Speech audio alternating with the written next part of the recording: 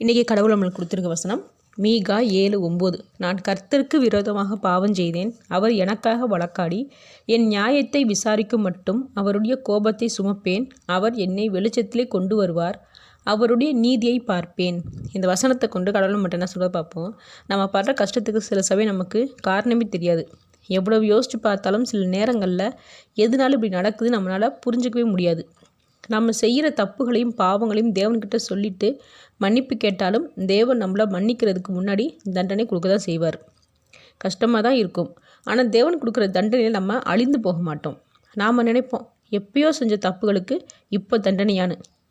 நாம் ஒரு விஷயத்தை எதிர்பார்க்காத போது தேவன் நமக்கு தண்டனை கொடுக்க மாட்டார்.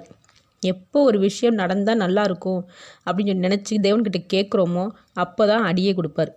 அப்படி அடி கொடுக்கும்போது இந்த விஷயமே எனக்கு வேண்டாம்னு சொல்லாமல் நாம் தண்டனையை சகித்து கொண்டோம்னா அடுத்து அவர் நாம் எதிர்பார்த்த காரியத்தை செய்து முடிப்பார்.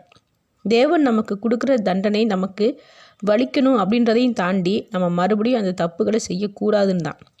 அதனால் தேவன் நம்மளை தண்டிக்கும் போது நம்ம எந்த தப்புகளும் செய்யாத மாதிரி தேவனோ திட்டவோ குறை சொல்லவோ கூடாது. ஆமேன்.